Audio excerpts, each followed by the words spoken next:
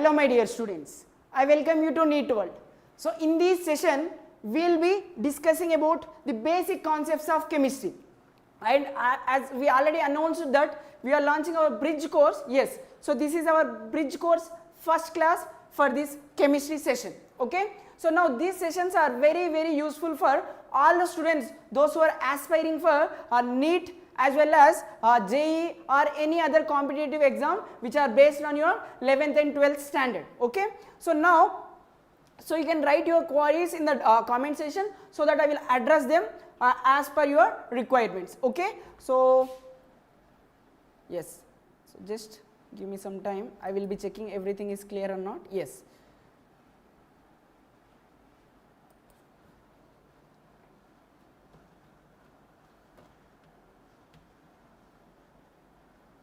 Yes. So dear students, so in this session we will be discussing very basic things, very fundamental things. See, from the very early stages, I mean from our very basic classes onwards, we are studying about matter, right? So let us start from that topic here itself. So what exactly matter here? So matter means what? So matter means anything that has some mass and occupies space, right? And that can be, see, anything that has mass and occupies space, okay. It should have some mass and it should occupy some space, okay. And it also felt by our senses, one or more of our senses, right? Either we can touch or we can feel the touch or we can smell it, somehow we can able to sense it, okay. So now give some examples. See, whatever the things which are surrounded us and our itself can be considered as matter, right? So give some examples like apples, bananas, bottles, anything you can take. So anything like any remote, phone, anything you can take, everything is composed of some matter, right? So it will be having some mass and it is occupying some space. For example, I have this remote, see now, so now it has some mass and if I place it here, so now it is occupying some space also, right? So I can feel the touch, right? So all these are like senses also working, right? It means what I can say, this is considered to be matter, okay. So now I hope you are very clear with what exactly matter is, right? Now let us classify them based on the different classification. See, now give some examples, means water, air, metals, anything can be considered as matter here. Now let us classify this matter. How can we classify? So based on two types. One is physical classification. So matter can be classified based on its physical classification and based on chemical classification. So matter, we are classifying matter into two types. One is physical, another one is chemical. So physical means it can be in the solid form, right? And it can be in the liquid form, or it can exist in the gas phase also, right? So these are the physical states we have, right? Stable physical states, right? So these can be the one. And then next, yes, Sahil, yes, you can write your doubt in the comment box so that I will be looking into it, okay. Next, chemical classification. What are the chemical classification we have? So matter can be in the pure form, right? We can say it in the pure form, right? Or it can be impure form. It can be impure form, okay. So these are the basic classification we have. Now I am again segregating this into further, okay. See here, pure form can be, see what are the pure forms we have. So it can be elemental form, so elements I can say, elements, and the next one is compounds. What is that? Compounds, okay. So these are the things we have here, okay. And the next, what about impure form? So impure form is also considered to be mixtures. So this is also called as mixture. It means mixture means it is mixture of, it is a combination of two or more substances. For example, here I am saying compounds is a pure form now. So if I mix two or more compounds, now it will become mixture. Hope it is clear, right? So what I am saying, see, I am saying here compound is a pure one, right? If I mix two or more compounds, now we will be getting a resultant mixture, right? Resultant combination is called mixture, which is impure. Why I am saying impure? It will be having more than one, right? It will be having two or more than two type of compound. So we can say it is a mixture, okay. So now this mixture again classified into two types. So based on the phases, number of phases. See, so it can be homogeneous or it can be heterogeneous. It can be homogeneous or it can be heterogeneous mixture. Okay, hope it is also clear. So it means what exactly homogeneous means? It will be having a single phase. Okay, Sahil, you can write in the comment box, so I will be addressing your doubts. Okay, so whatever you have doubts, so feel free to express. Okay, so what I am saying, homogeneous mixture means it will be having a single phase throughout the solution. Okay, and the next heterogeneous means it will be having more than one phase. Okay, so now I will be telling you some example and exact definitions of this. Okay, so now solid phase. So what happens in the solid phase? Atoms are very closely packed na, so we will discuss about that. Okay, so next these elements, we know we have periodic table na. I hope everyone aware of this periodic table. So periodic table contains how many elements? It contains 118, right? So 118 elements are there. So in that we have few are metals, few of them are metals, right? And few of them are non-metals, and few of them are metalloids. So these are the three types of elements we have. Okay, so we will discuss about all these things one by one. Okay, so now here what exactly physical classifications we discussed? Solid state, liquid state and gaseous phase, right? So what we will be seeing in the solid phase? So it will be having definite shape and have some volume, right? So any solid item you can take, any solid species you can take, so that will be having some proper shape, right? It will be having definite shape and it will be having some volume also. Let us say here we can see this bottle. So here I have bottle which is in solid in form, right? So it will be having some definite shape, right? So it will be having some cylindrical shape, and next it is having some volume also. I can say this is 1 liter bottle. It means it is having some particular specific volume is also mentioned, right? It means solid substances having a definite shape as well as volume.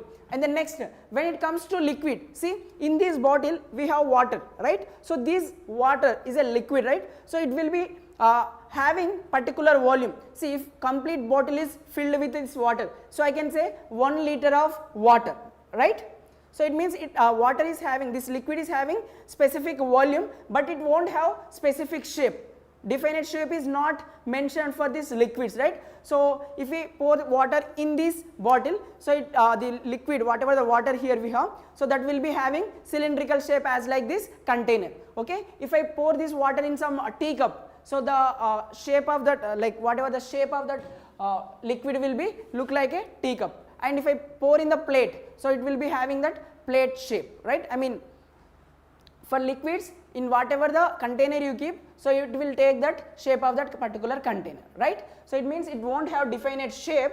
Liquid have no specific shape but have some definite volume. Hope it is clear. Yes, there is no doubt, right? Yes. Then next let us also discuss about gases. So when it comes to gases, there is no specific shape and no specific volume also, right? So hope it is clear. Solid, liquid, gas, right? So anything you can ask in the comment box, I am looking into it. Yes. Then next, what about chemical classification? I told you pure substances, and then next mixture, that is what impure substances, right? So mixtures, what are that? Have variable composition and can be separated by physical methods. Okay, so mixture is nothing but a combination of two or more pure substances, that's it. Okay, so now how can we separate them? For example, we have see, I am mixing salt with the water. See, salt NaCl is one chemical compound which is pure one, and water which is another chemical compound which is also pure form. Now upon mixing these two, we will getting a NaCl solution, salt solution, right? So this is what? This is a mixture now. Hope it is clear. Okay. Then next, for example, sand I am mixing with water. So what happens in this case? So sand is one thing and water is another chemical compound. So if we mix them, we will be getting a resultant mixture. Now in the previous case we will be getting, just imagine you are mixing salt with the water. So what you will be getting? So you will be, salt will completely soluble in the water, therefore you will be getting a single homogeneous phase. It means complete salt solution will appears like a liquid state only single phase is there. So you can consider that salt water is an example for homogeneous phase. Okay, and the next, when it comes to sand plus water, so sand will not be soluble in the water now, so you will be seeing two different phases. One is solid phase at the bottom of that container, and above that you will be having water as a liquid phase. So two physical states are seeing now, so this can be considered as heterogeneous phase. Hope it is also very clear, right? Now exactly what do we mean by these pure substances? So pure substances have fixed composition and cannot be separated by physical methods. So fixed composition means, for example, I am writing water. So what is the chemical formula of water? H2O we are writing now. So now it will be having fixed composition like 2 grams of, see, I can say 2 molecules of hydrogen which is reacting with 1 molecule of oxygen. So what is its atomic weight? So it will be 16. So it will be always having 1:8 ratio of their atomic masses, right? Therefore they will combine in this ratio and they will be resulting to form this water molecule. Hope it is clear now. Okay. So now similarly CO2 also. So from wherever the CO2 comes, so it will always be having the fixed ratio of masses of this carbon and oxygen, right? For example, here 12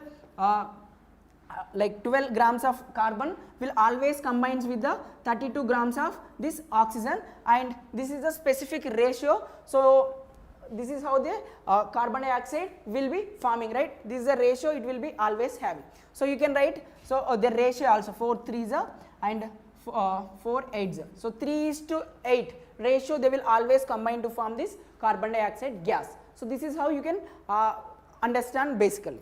Okay. Now elements. So what are these elements? We are discussing about pure substance now. So in that I told you elements and compounds. So what exactly elements? So element will be always composed of one particular atom, only consists of one type of atoms only. For example, I am saying copper. Okay, so copper consists of copper atoms only, copper element consists of only copper atoms only. Okay, so no other than that. Okay, so something like taking blood. See, if you consider blood in a human body, if you consider blood as one element, so if you take one drop of that blood, so that is nothing but consider it as an atom. So somehow you can relate in the simplest manner. Okay, so this is about copper. Okay, elements. Now elements can be what I told you, it can be in the metallic form or non-metallic form or metalloids, right? Then next, so what are the examples here I mentioned? Copper, hydrogen, silicon, etc. are the elements. Then next, compounds. How can I come about these? Can become decomposed. Compounds can be decomposed into similar substances have fixed composition. We discussed now H2O is an example which is having fixed ratio. So 1:8 ratio. So 1:8 ratio of the masses. 1 part of hydrogen and 8 parts of oxygen will combine to form water molecules, right? Like by mass I am saying this is. So similarly methane, sugar, all these are examples of compounds. So these compounds are formed by combination of elements, right? Atoms of different elements in their fixed ratios. Okay. So for example here carbon and methane, carbon and hydrogen are combined in the fixed ratios in order to form this methane molecule. Okay. So here water, hydrogen and oxygen are combining the fixed ratios of their masses in order to form that particular water molecule. Okay. So homogeneous, heterogeneous phase we have discussed. Okay. So now alloys. So this is what alloys means what? Homogeneous mixture of 2 or more metal atoms, right? Yeah. Yeah. So now see here what are the examples of heterogeneous mixture. So what I told you, it will it will not be having uniform composition. Uniform composition is not seen. Okay. So what are the examples here? We have colloids. Okay. So colloids and suspension, these are the examples of heterogeneous phase. Okay. So again elements we discussed about metals.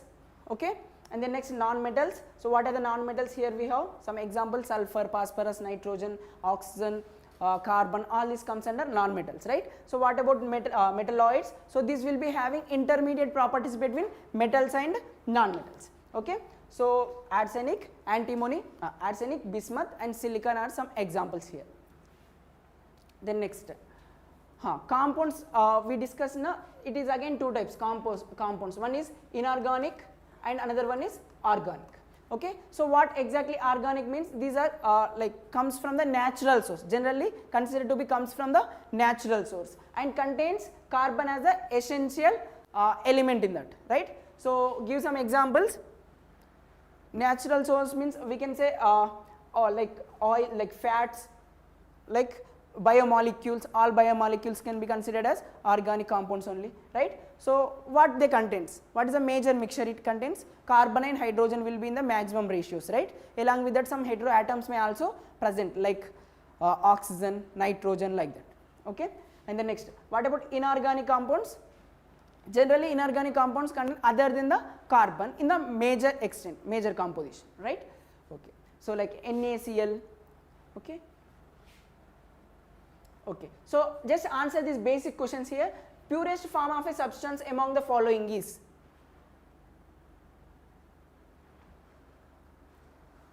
So which one is purest form here? See, colloid means what? It is a heterogeneous mixture, I told you just now. Okay, milk solution, milk, I told you that example. So now here you tell me, so this is a combination, it's a mixture. So purest form means it should contain only one type of atoms now. So what is that? Element will be considered as purest form of matter or substance. Okay, so now if I write one more option, fifth one, compounds.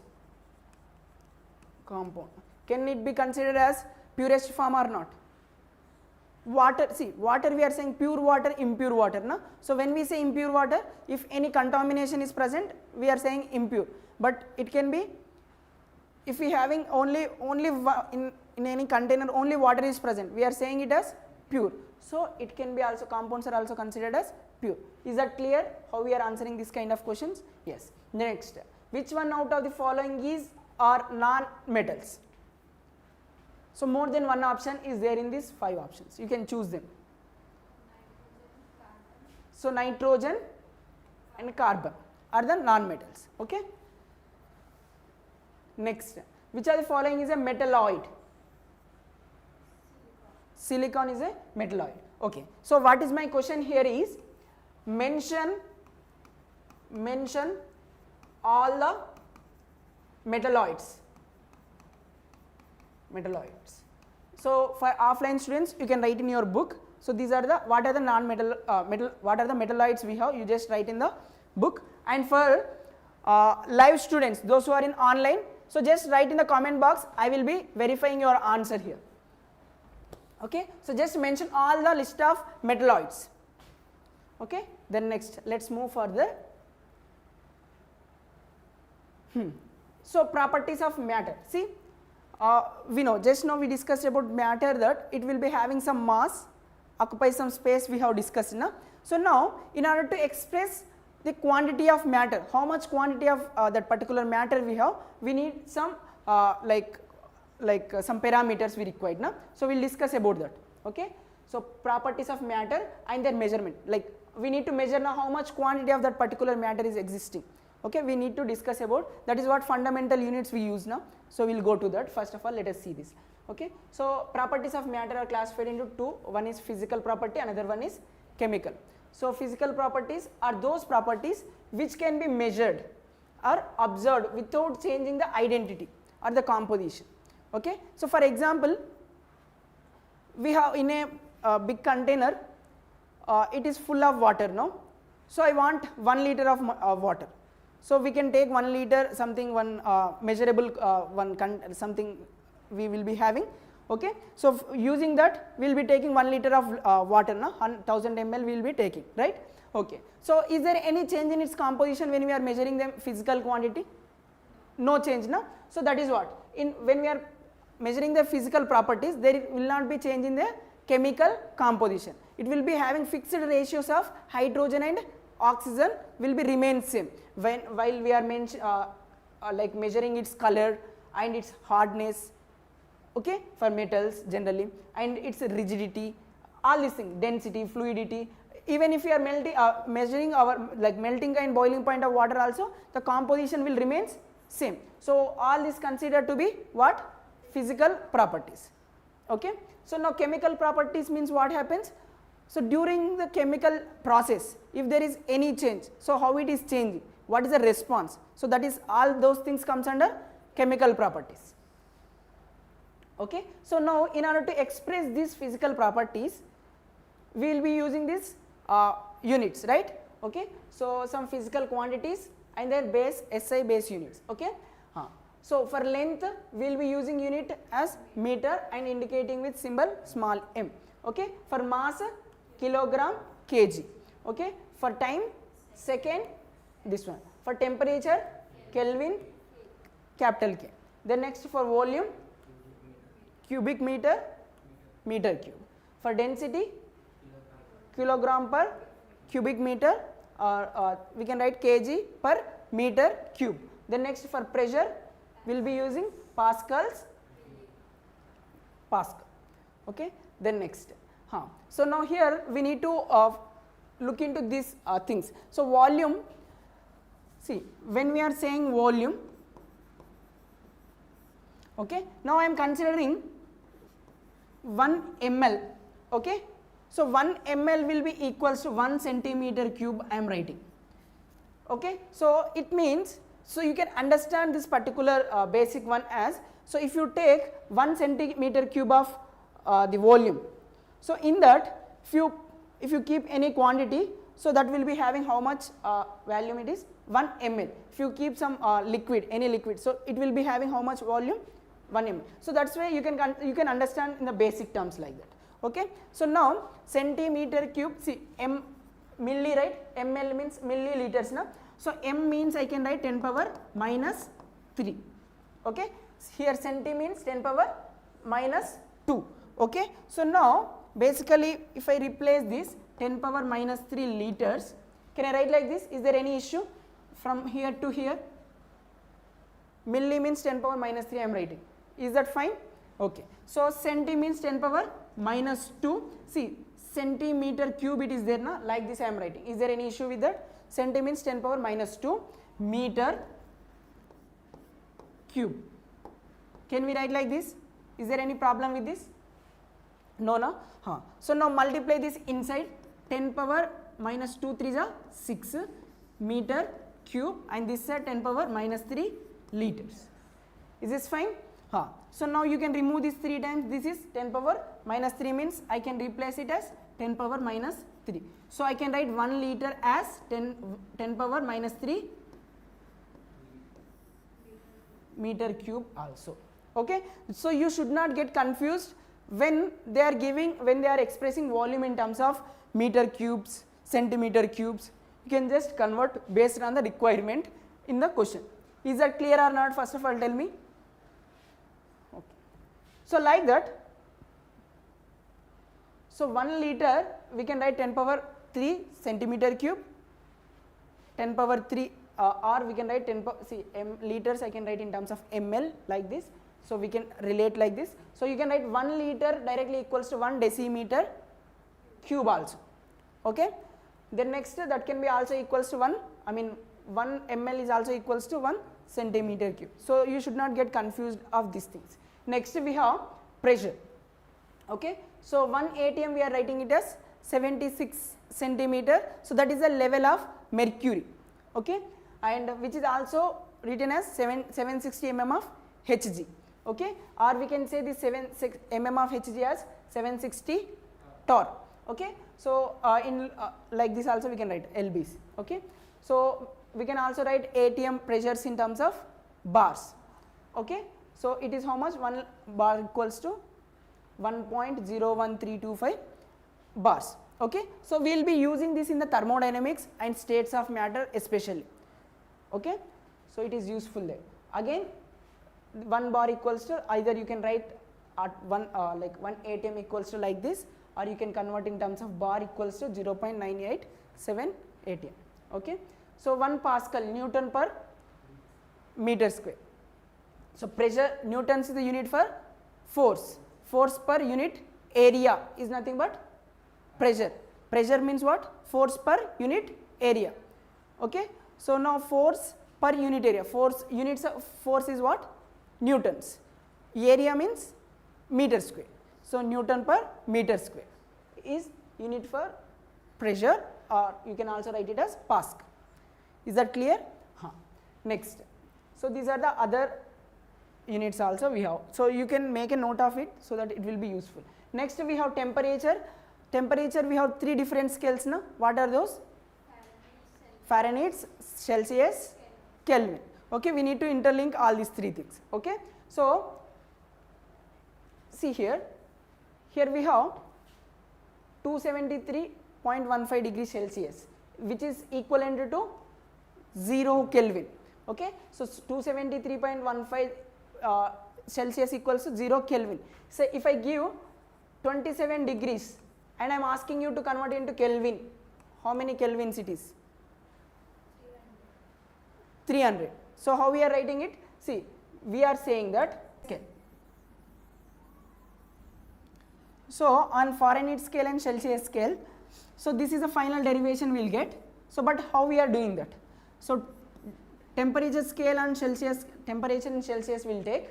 Okay, so let us take here 100, so which is equals to temperature in Fahrenheit. So 100, this is equivalent to, let us take it is minimum temperature 0 degrees, let us say. Okay, so this equivalents to 32 on Fahrenheit. Okay, and I am dividing this with, so again maximum I am taking 100 and minimum I am taking 0 degrees. Okay, this is equivalents to, see, 0 equivalent to 32. So here we have now this is equivalents to 32, and this will be equals to, this will be 212. Okay, on the Fahrenheit scale. Okay, so now how much difference we are getting from this? So I can write T degrees Celsius equals to, see why I am giving this derivation means you actually need to remember this single formula, but you know after after few days you might be forgot that thing, right? So by using this basic understanding you can derive your own formula. Okay, so now T degrees Celsius I am writing, so T Fahrenheit minus 32 we have. So here 212 minus 32, how much I can say? 180. So this is 100, I am sending this side. Is there any issue with this? No. Okay, so we can do this 5 times 9 times, 2 5s are 2 9s are. Okay, so now I am writing 9 by 5 T Celsius scale equals to T Fahrenheit scale minus 32. We can write like this, no? So you just send this side. So it will become T Fahrenheit scale equals to 32 plus 9 by 5 T Celsius. That's it, no? Okay. So I will be doing one very basic question here. Then I will be giving you one homework question. Okay. So now if I am giving temperature in 25 degrees Celsius and expressing this T Fahrenheit scale, how can we do this? Very simple, no? So tell me, how can we do this? So T Fahrenheit equals to 32 plus 9 by 5 into 25. So this will be 5 times. So 9 5s are 45 plus 32. So this gives 77 Fahrenheit, right? So this is how we can able to do. Simple only, na? So this is the basic formula. What is that? T Fahrenheit equals to 32 plus 9 by 5 T Celsius scale. Okay, just use this formula and you can, where is that question?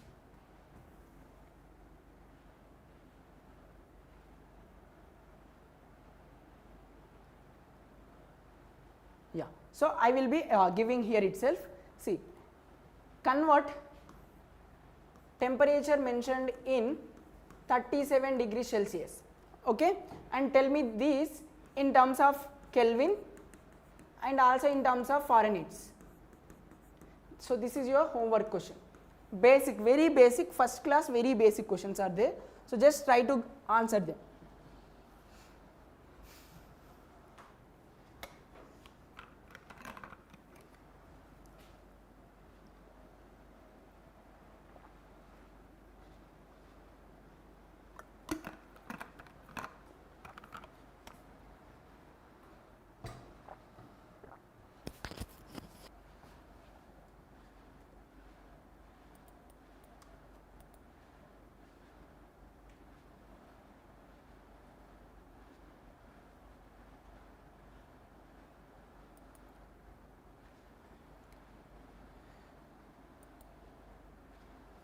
Yes, then next, got it? So you can try, we'll move on. So tell me for this, answer for this, physical properties can be measured. Is it visible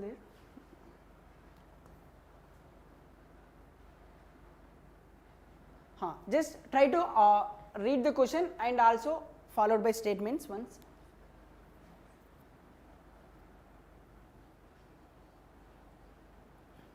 Which are the appropriate answer for that? Very basic, na? So physical properties can be measured by changing without changing its composition of a particular substance, right? So for measuring length, for example, in order to measure this length of this table, it is not required to break it or to make any chemical change, right? Okay. Then next, what about this unit of pressure? Pascals. Or we can also say Newton per meter square also, that is also correct, okay. So Kelvin is for cubic meter is for cubic meter is for meter cube is for volume, L into B into H, length into breadth into H we are saying na, that is what. Kilogram per cubic meter, kg per meter cube means, see, units you have na, kg we have kg per meter cube. So kg per meter cube is nothing but mass by meter cube is nothing but volume. Mass by volume is the density. So these units are for what? For density. Like that you need to understand. Okay, basic things. The next, that is about chemical properties and quantities to express chemical properties. Next we have here chemical, that is to express physical properties. Now let us discuss about chemical properties. Okay, so this chemical property is a property or behavior of substance when it is undergoes a chemical change or a reaction. Okay, let us take any chemical substance. Let us say sodium metal I am taking. Okay, so it is easy to understand. Sodium metal I am taking. Now when it is exposed to anything like moisture, air or water, what happens? We will be seeing highly exothermic reaction we will be seeing, right? So it means that is the behavior of the sodium metal. Okay, if I say carbon or any other material, that may not be give this kind of behavior, that cannot be express this kind of behavior. So behavior is an individual property, it varies from element to element. Okay, so now sodium will be having a behavior of highly reactive nature, right? It will shows like alkali metal shows more reactivity, easily react when they combined with any other things, right? When they expose it to any of the other things like change in temperatures, I mean adding some moisture, like that. Okay, so that's what the property or behavior of a substance when it undergoes a chemical change or a reaction. Okay, so it can be toxicity. Toxicity means nothing but a response of something to the nature of this particular chemical substance, right? Next, oxidation means loss of electron, gain of electron is also what? Chemical process only now. Okay, now, so oxidation means what? Basic definition I think you know. What is it? Oxidation, name itself saying to any chemical substance, if we add oxygen, that is what? Oxidation. Or in chemistry we have modern definitions for oxidation like removal of electron also oxidation, right? Yeah, this is the basic thing you can understand. Next, flammability, some are highly flammable, depends on substance to substance again. Okay, then next, Here they what they mentioned, iron in the presence of moisture it becomes rust. Yes.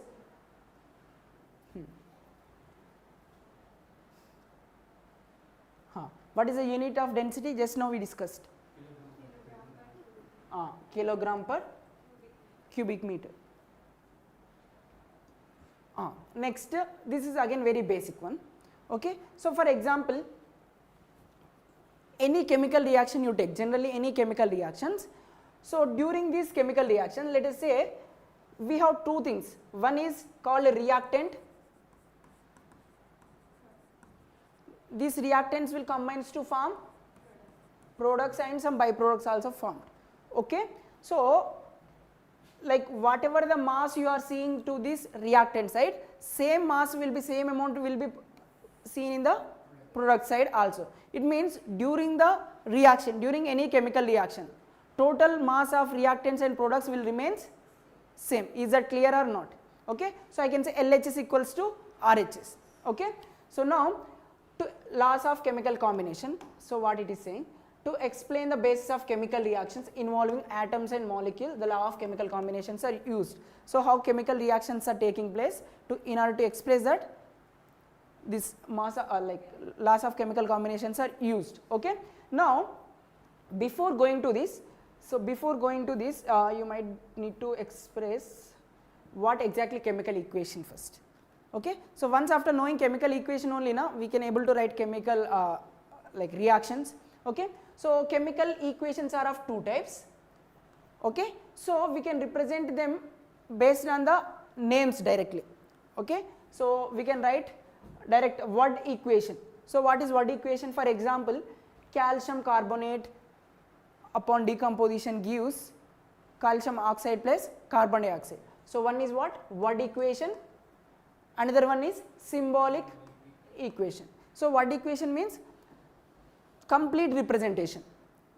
Okay. Complete what are the compounds are involving and what are the products are forming. Complete representation is what? Word equation. Now symbolic equation means representation of symbols of that particular compound. See, for calcium carbonate, what is the symbol we are using? CaCO3. For calcium oxide we are using CaO.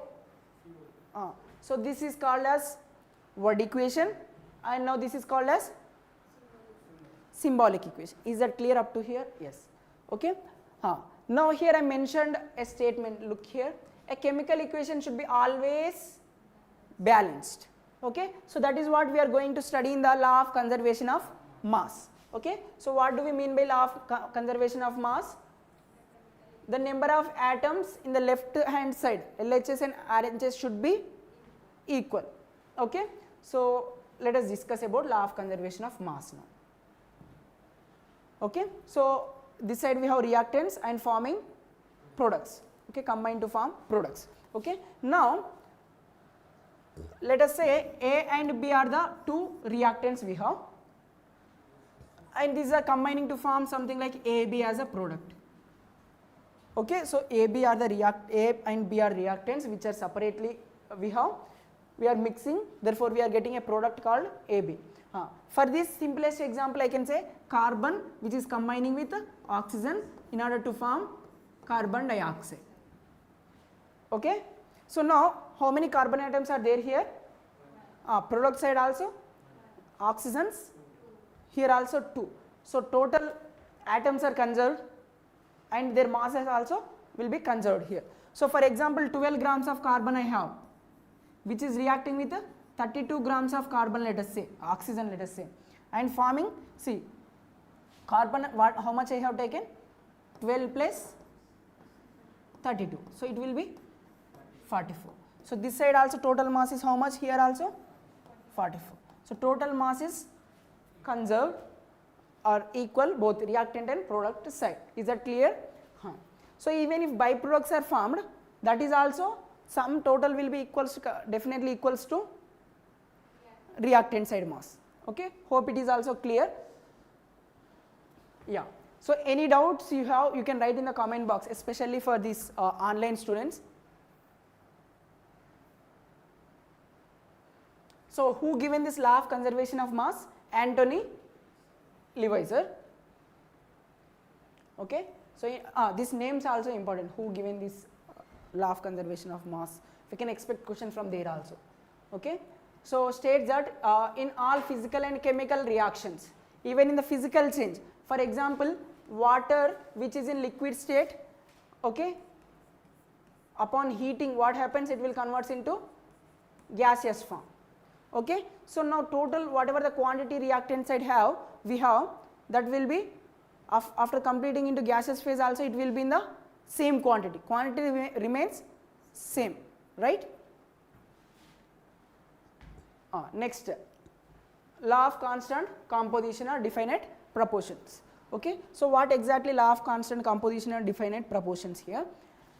So it is given by Prost, Joseph Prost you can say, and this year also you can remember. Okay. So a pure chemical compound, we know chemical compounds itself is a pure one. Okay. Always consist of same elements combined together in a definite proportions by weight. Okay. For example, in order to obtain this CO2, in order to get this CO2, okay, we have different ways. So when we have calcium carbonate, upon heating what will get? CaO plus CO2, right. So again I am burning this carbon with oxygen. So here also we will get CO2. Okay. In some other ways you can say, any other ways where we can get carbon dioxide. For example, I have hydrocarbon, let us say methane I have. Upon combustion, here also we will get CO2 and H2. Okay. Now I am not bothering about this CO2 and balancing this equation. So just look here, I want only CO2 which is obtained from these three processes. In all the cases, whatever the process it is, always CO2 will be having fixed ratio of their masses of carbon as well as oxygen. They will combine with the fixed ratio, carbon and oxygen will combine in the fixed ratio in order to obtain this or in order to form this CO2. So what is that ratio? Just now we seen now 12:32. Okay. So we can say 3:8, right. So always by combining 3:8 ratio by weights of carbon and oxygen, CO2 is formed irrespective of the source from which it is obtained. Is that clear? What is law of constant composition or definite proportions? Okay. Then next,